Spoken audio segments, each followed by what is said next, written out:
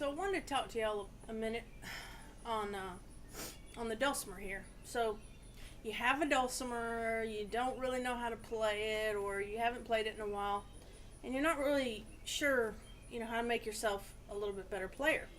So here's some things I'm going to show you to hopefully help you. And let me get this camera moved a little bit here so we can see. Alright, so, yep, I have a knee brace on. I'm broken. So I see a lot of people that play like this, right?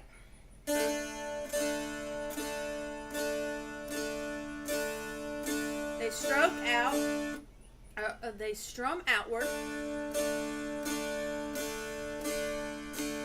and that's all they do.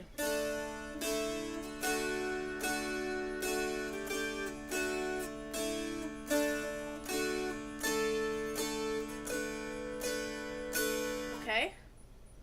Or they strum in.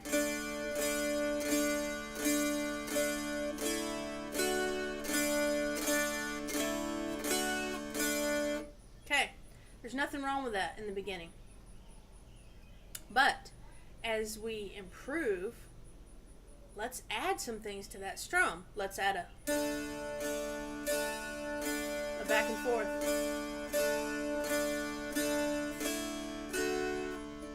So practice that. Try that out. Try double strokes.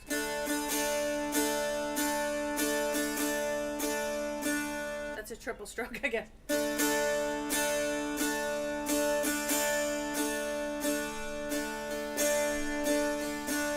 Try some strokes out and then a stroke in every once in a while.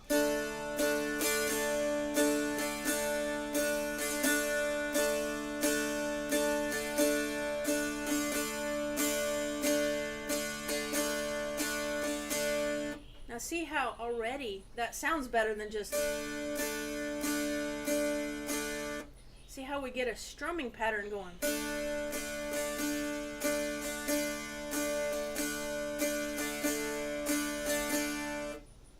Tons of different strumming patterns you can do.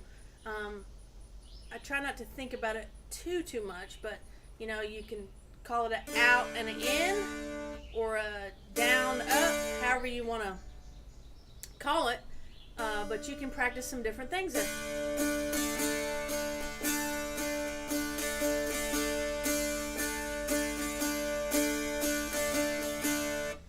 Then you can start doing things like skipping, and I don't know what you call all these things. I'm not gonna waste my time with that. It doesn't matter what you call it, but let's say you've got your pattern that you're kind of using.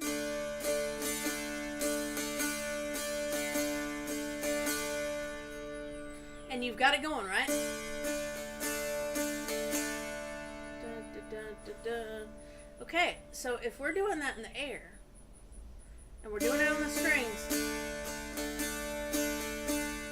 what if we lift it up some, and on some of those strokes, we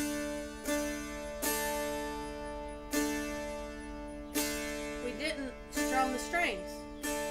So like, a song I play a lot like is Rosin the Bow.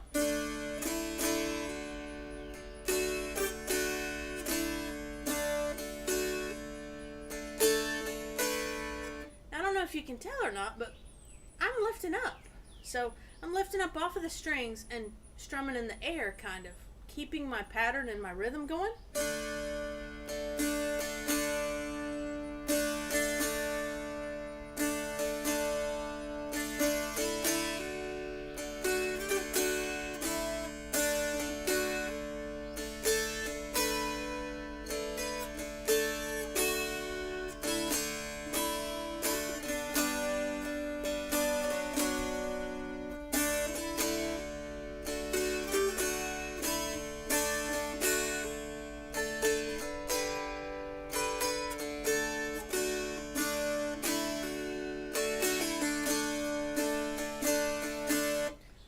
Okay, so when you're trying to go from this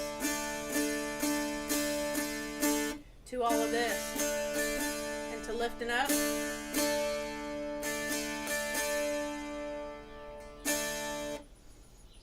yourself, be patient with yourself. But you can do something like maybe where you use a metronome, where you're going 1, 2, 3, 4, 1 and 2 and 3 and 4 and 1. 1 and 2 and 3. 2, 3, 4, 1 and 2 and 3 and 4.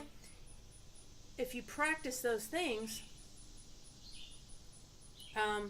and then start skipping, like I was talking about, where you lift up. So 1, 2, 3, 4, 1.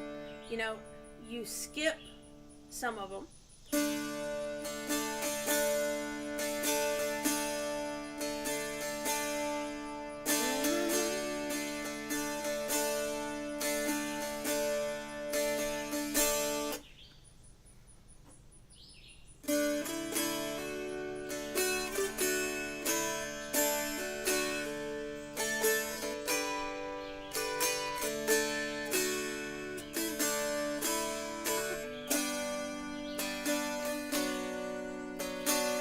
You'll see me lifting up a lot and doing a lot of air strokes. Some people don't do that, other people do. But if you can learn how to just take your time and go from this to this,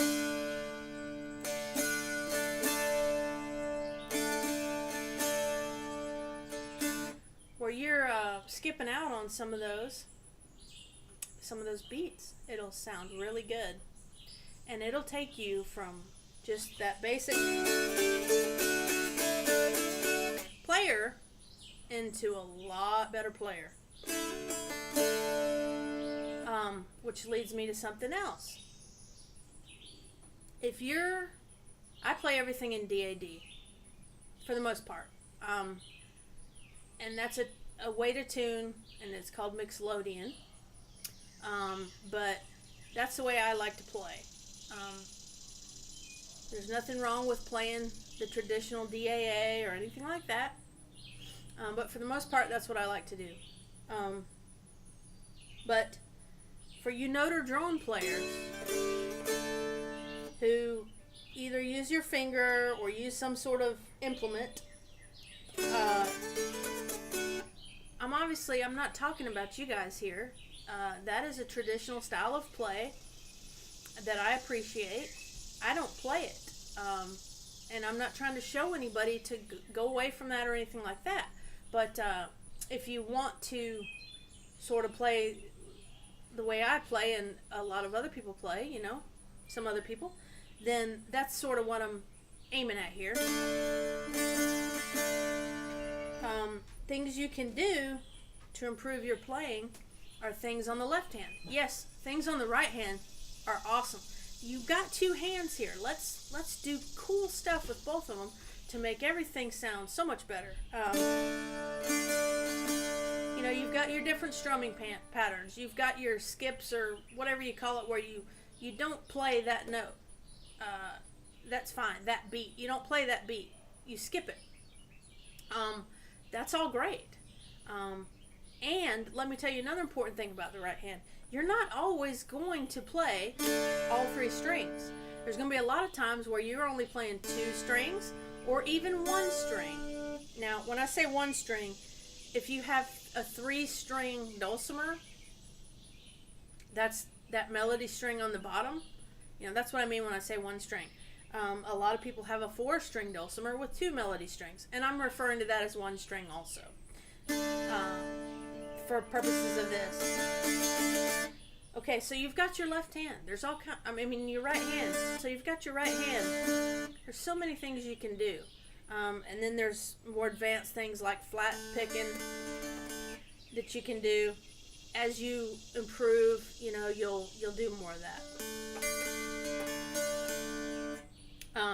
But let's talk about the left hand a little bit. So you've got your left hand, and maybe you started out with your finger on the melody notes, and that's fine, but you've got other strings here, so let's start using them to make chords. You've got lots of different chords that sound beautiful.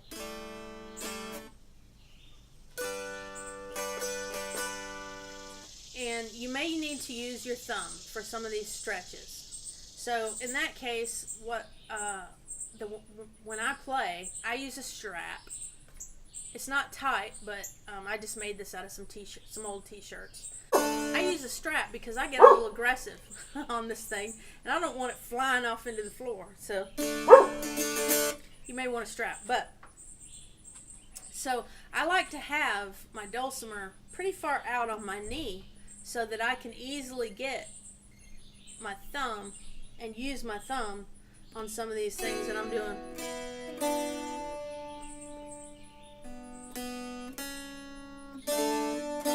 So that I can use my thumb.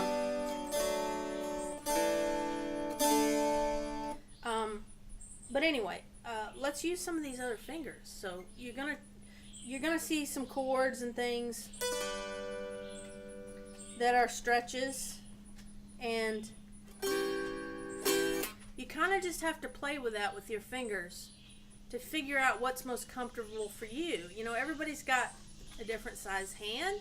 Everybody's got different amounts of mobility in their hand and fingers. So, you know, you may be able to make this big long stretch comfortably, whereas I prefer to sort of do it like this, or even farther like this. Do what's comfortable for you. Try out some different things, but try some of these other chords. Another thing to do is slides. You know, slides are great. Hammer-ons are great. Pull-offs are great.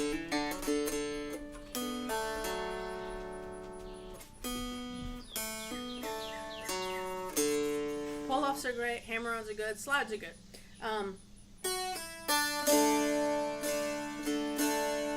Double pull-offs is what I just did. I plucked the note one time, and I get 1, 2, 3 sounds out of it. So I get 1, 2, 3 sounds out of that same note.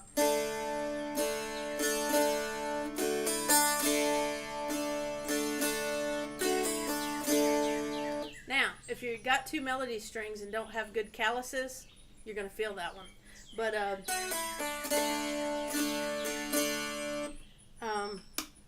so yeah, double pull-offs, slides. There's all kinds of things you can do with your left hand, and it's so much fun to add those things. And then there's another style of play that I don't do either, and it's called finger picking.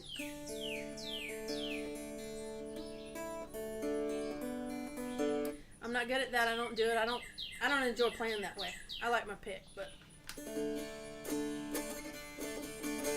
there's a lot of people that like the finger style of play. Great. Try it all. That's what I say. Get you a noter, and really just a stick, a pen. Wood is good. Try noter drone style.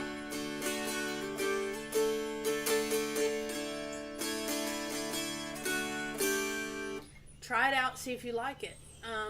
I really like my left hand to be feeling the strings. It's my preference. And I like the different things I can do there. So try the noter drone style. I tried them all. And I sort of found my own way, the way I like to play. And that's what you need to do too. Don't be intimidated by it or anything like that, and don't be the player who stays like this forever. There's nothing wrong with that, and I'm not putting down those people who do that, but if you want to play and go beyond this, try some of these other things I'm talking about.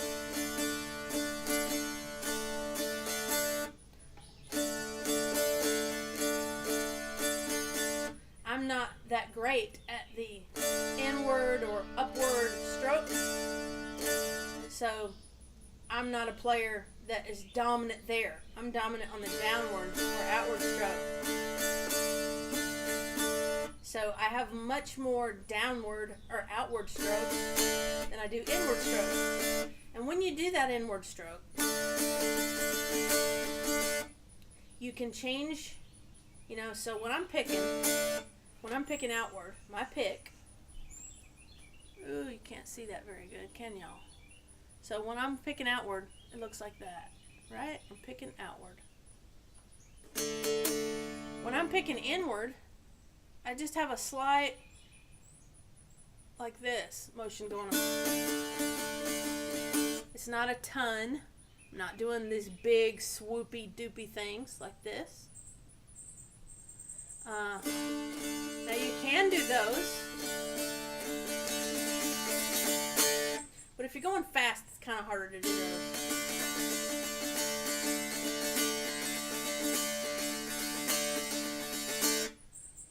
But it's fun trying to figure out new patterns with your right hand and things like that. I do a lot by feel and what I just like the sound of. But a lot of people use patterns. So try out some of those. Anyway.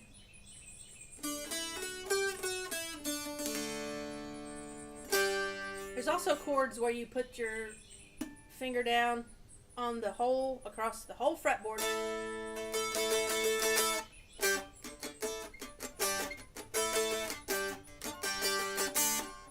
And I believe they call those chop chords.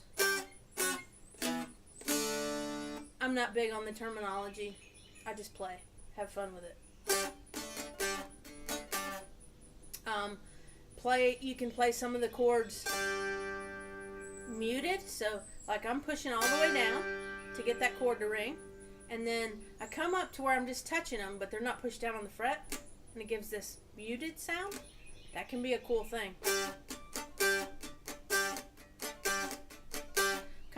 I'm kind of over exaggerating so you can see that I'm pushing down. I don't normally, do that, but I'm trying to over exaggerate it so y'all will see. A lot of backup is played like this with these chop chords where all three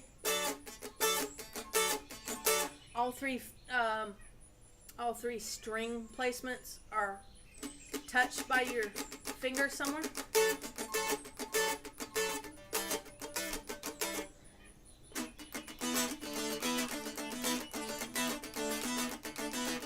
Play with it. It sounds cool when you do different things.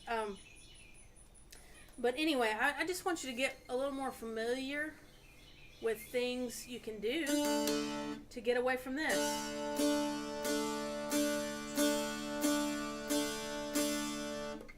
Again, there's nothing wrong with that, and you'll probably start out like that. But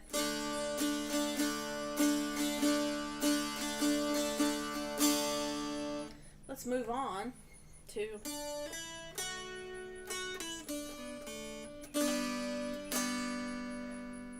some more things. So anyway, I hope you are enjoying your dulcimer, and if you got one because, or pulled yours out because I've been pulling mine out and playing with it since I got this new old one, I'm glad. That's cool. I really like it. I'm going to do more of it. And if I can help you along the way, I'm not a pro at this or anything. I haven't been playing this nearly as long as I've been playing the banjo. I'm not a pro at banjo either. Not claiming to be. But I really like this. It's fun to play. I don't want to get into the different kinds of dulcimers right now. If you have a dulcimer, you probably, because nowadays most of them have the +6 and the +13, I think it is. That's just your standard dulcimer that you're going to find out there. The +1 that would split this in half right here you know, you're not going to see that quite as much probably. And the chromatic ones that have all the frets, where these big long ones is, there'd always be another one. The chromatic ones, which is more like a guitar fretboard or banjo fretboard, it's chromatic. Those are less common. They sound beautiful when people play them, but I prefer this style right here. And you know, some people play them like this. I can't do it. But it does give it some more sound.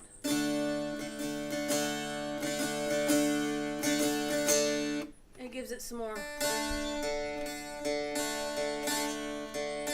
volume. This is your basic hourglass shape. There's also the teardrop shape. But yeah, if you have a dulcimer, I hope you've got it back out or picked it up. Get her tuned up to DAD. And if you break one of these melody strings, don't worry about it. All you need is 3. Let me talk just a second about this. You see, there's this is called a strum hollow down here.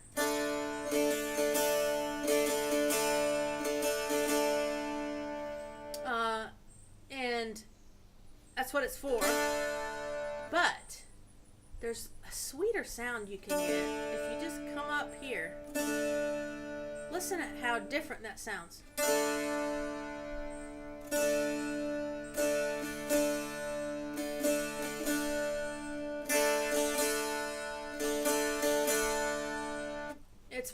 There's more volume, but boy, it's a warmer sound right here. So a lot of what I do, you'll see, my dogs are shaking the camera. A lot of what you'll see me doing is right in here, where I like to strum. But anyway.